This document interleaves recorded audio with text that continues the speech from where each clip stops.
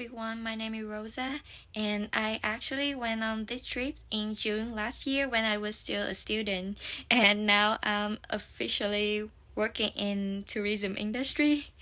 And I know it's super late to edit this video, but yeah, it's better late than never, so let's go.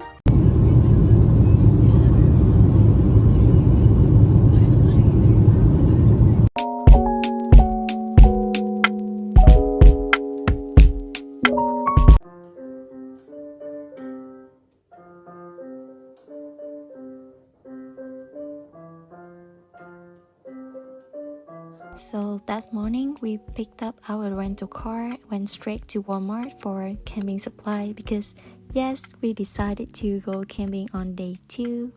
Before heading out, we stopped for lunch at a Vietnamese restaurant that was recommended to me, and as a huge fan of her food, I had to try it, and honestly, it didn't disappoint me.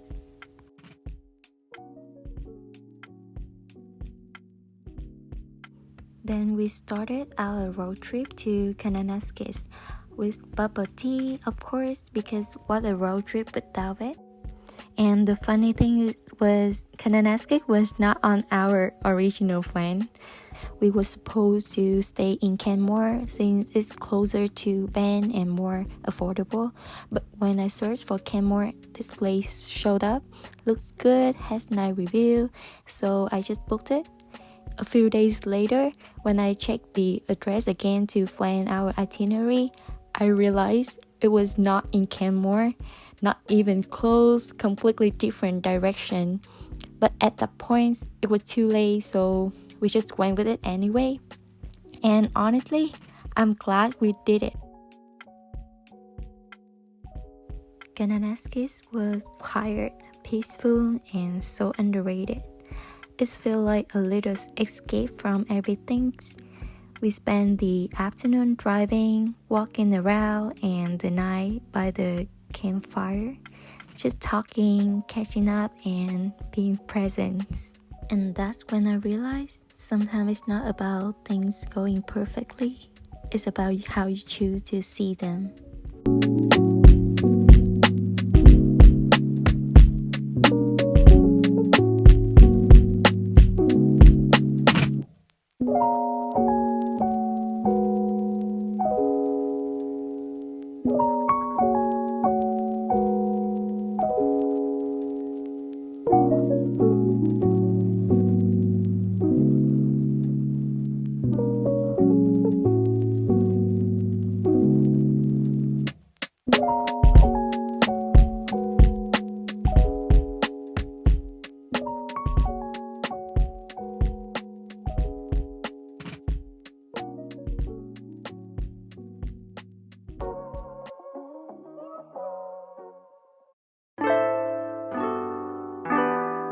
The next day, we woke up early and continued our drive to Banff. The drive itself was so unreal. We kept saying wow every 5 minutes, and somehow we never got tired of it. Our first stop was Lake Louise. We had to park a big far and walk things, but the trail was actually really nice with a little stream along the way.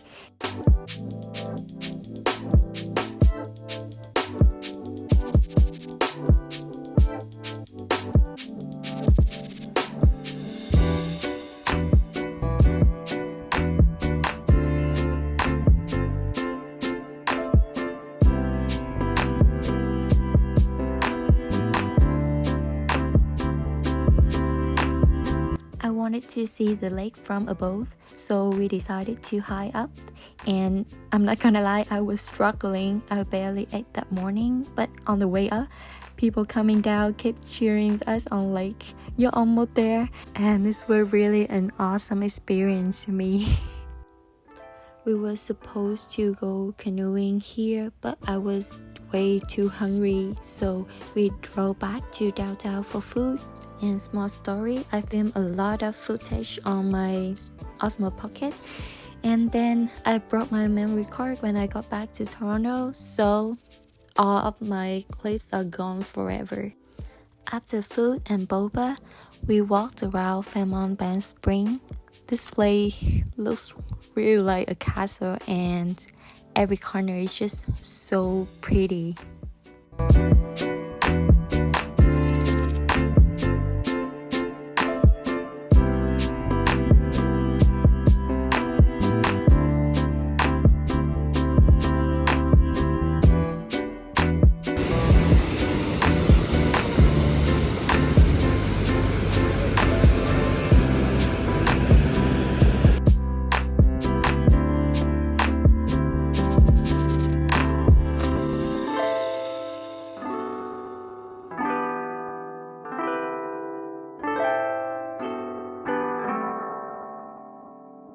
So on this day, we stay at Buffalo Mountain Lodge, about 10 minutes away from downtown. Our rooms opened up to mountain view, and there was deer casually walking around outside our room. Like, excuse me?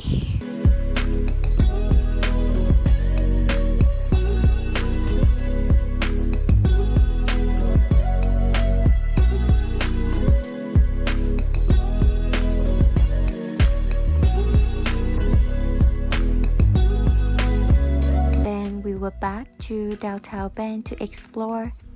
It's so funny how all the streets here are named after animals. Like we have Bear Street, Wolf Street, Buffalo Street. They were all so cute.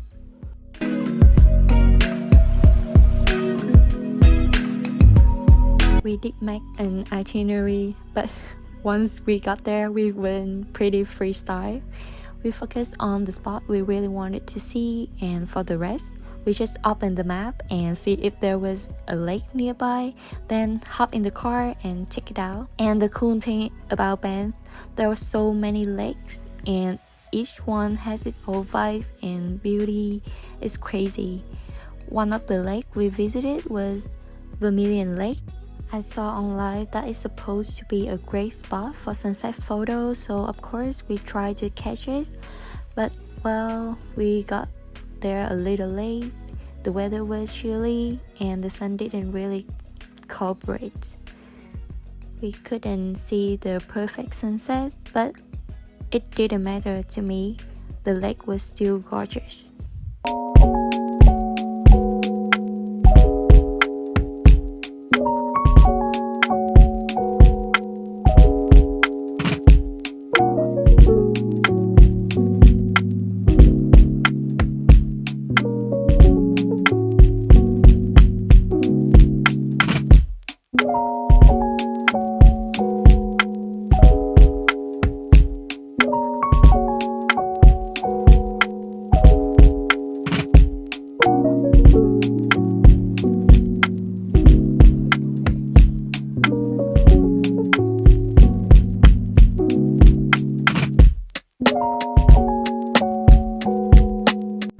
On our last day, we woke up to this insane view right outside our room. We just had to cross the street, and yeah, the mountains are everywhere.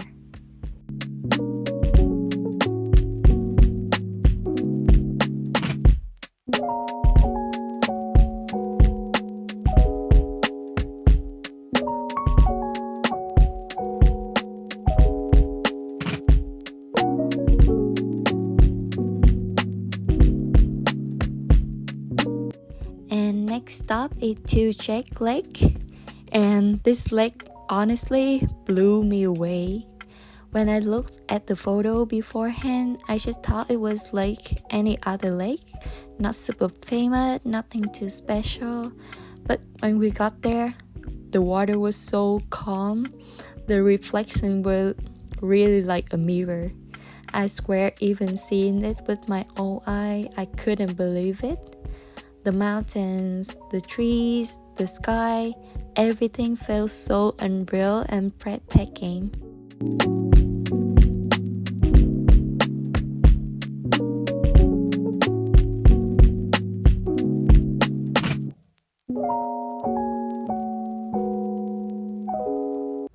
After that, we went back downtown to have breakfast, and of course, I lost most of my footage here because I broke my memory card.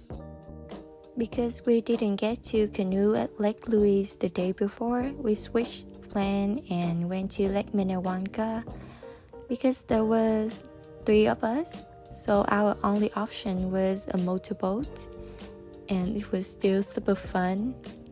And the sceneries around this lake, I has no word to describe it.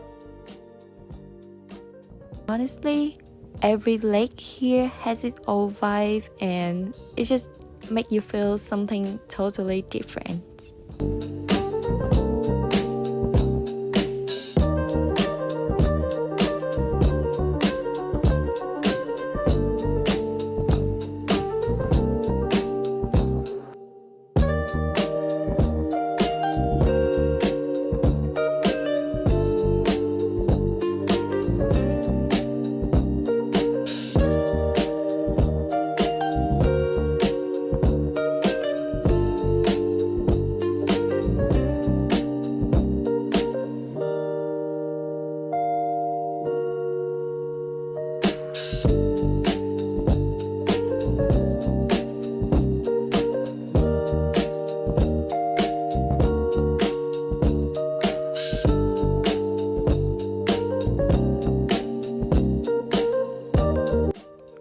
We took advantage of the Parks Canada free entry program last year. I don't know if they still run it this year.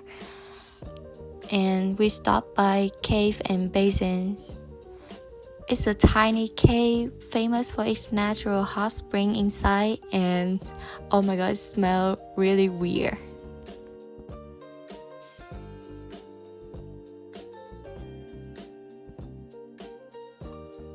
This is also home to a super rare snail species that only exists there. They call it Banff spring snail, I think. On our way back to Calgary, we make one final stop for a hike at Johnson Canyon. Honestly, it's one of the easiest hikes ever. The trail is fully built with pathway and railings, so no need to worry about getting lost. Just follow the path and enjoy the views. Our goal was to see the waterfall. There were 2 main falls there, the lower fall and the upper falls. It was pretty crowded at first, but the higher we went, the quieter it got.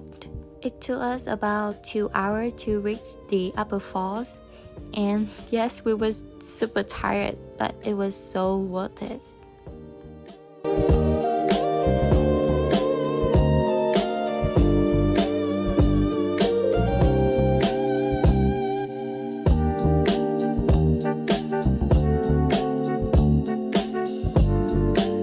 After that, we drove back to Calgary, grabbed some food, returned the car, and relaxed at our Airbnb before flying back to Toronto the next morning.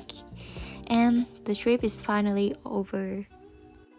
Honestly, it was short, a little chaotic, and there's still so much we didn't explore, but that's okay because it just gives me a reason to come back.